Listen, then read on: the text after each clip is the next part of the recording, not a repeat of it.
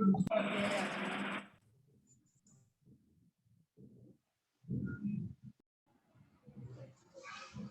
morning, dear students. Today we are going to discuss about of the chain drives. So, how it is helpful to our in our transmission system, particularly for our chain drives. Compare the our belt drives and rope drives. So, before going to discuss this one, first we will see the what are the advantages are there and what are the disadvantages are there, and what is the mean of chain drives. So generally, the chain drives are made up of steel, okay, metals made up of with the steels and rigid links. Those are also made up of steel material, okay, metals, and those are having the rigid materials, okay, and uh, they may also transmit the velocity, okay, they may also transmit the velocity, exact velocity is also transmitted from one place to another place. So now the chain drives has followed the some advantages. Those are the do not slip effect, okay, slipping effect is not there, and maintain constant and precise speed. So they should maintain the constant and precise speed and good service life. So that is also happen when we use the chain drives, and easy to install and repair. So that may also happen in our particular chain drives. So where we generally see, let us take the live examples. Those are the bicycles and bikes, okay, automobiles. So two-wheeler vehicles and our what are the four-wheeler vehicles. Those all are usage into the chain drives. Okay. So disadvantages of chain drives. So that point of view, we have the some disadvantages are also there. Those are the noise. Noise is also happen, and need lubrication. So definitely you should maintain the some maintenance. So that is the lubrication is also required, and weight of the chain. So that is the compare with the belt drives. So this is the weight point of view and our material point of view. Those are high. So those are the disadvantages of the chain drives are there. Now coming to the types of chains. So what are the types are there generally? So they may also takes to the here two types of chains they are also given. So those are the roller chains and silent chains. So roller chains means here that is the rotate on the teeth on the sprocket. So what are the chains are rotated? So those are rotated on the teeth of the sprocket. So that may also running on the particular roller chains. And another type is also there, roller less chains. Roller less chains. So that means no roller links. It is used on the lifts and hoists. Okay. So where we generally see in the roller less chains. So that is also roller less chains are also there. Those are the generally used where we use that lifts and hoists. Where we use the lift and hoists. So places the type of chains are also there. Roller less chains and silent chains. Silent chains. Silent chains means sometimes called inverted tooth chain. So inverted tooth chain, and it is generally used at speeds and loads are higher than the roller chains. Speeds and speeds and loads the higher than the roller chains. So that may also consider here. So and sprocket and teeth are different shapes, groove at the middle. So silent chain means if you are observing the our So that is the proclines. So those are also running on the their wheels are okay, those wheels are covering with the belts. So what are the belts are there? Those are also okay. That type of chains are calling as the silent chains. Okay. So and proclines and JCBs. So those are generally has followed to the particular type of chaining system. Okay. So that is the silent chains type. Now going to see the chain parts. So generally, generally seen these type of chains, and what are the parts are involved for preparing the chain drive. So that is the they may also mentioned here. So that is the pin lock. Just you will see that when we take the only one link of the chain.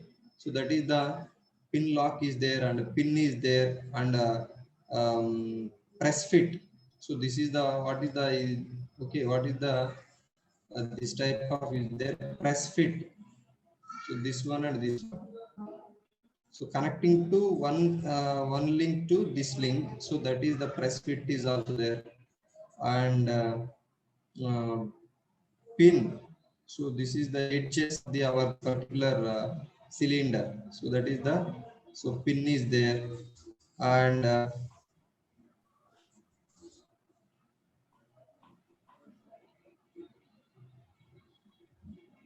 bush. So just you will observe that press fit is there and roller link is there. So what is the this portion? So this is the male portion and this is the female portion. Female portion point of view, okay, this is calling as the bush.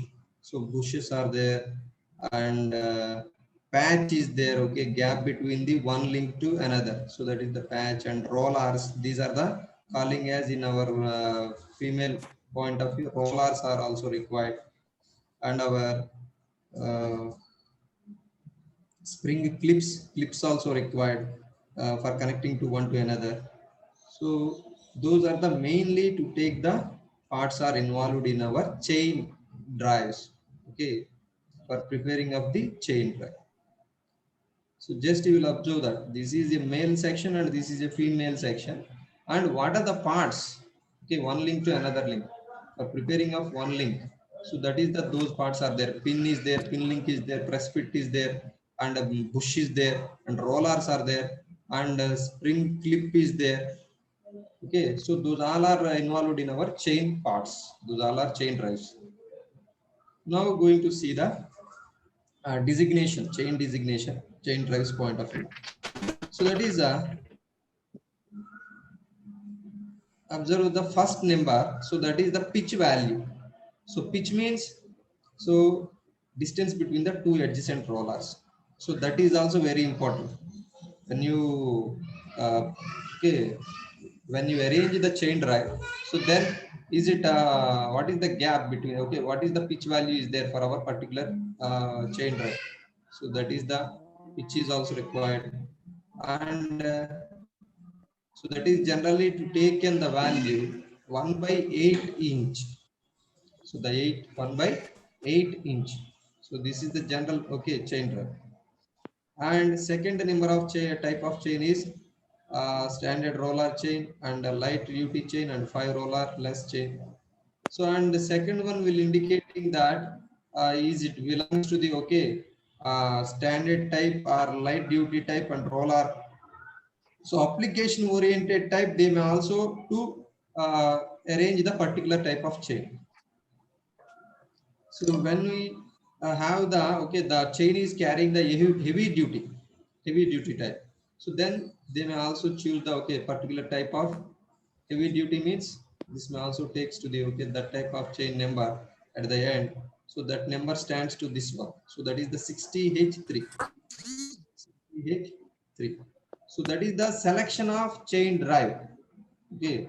So that is based on the our application where we generally where we place it the particular chain drives.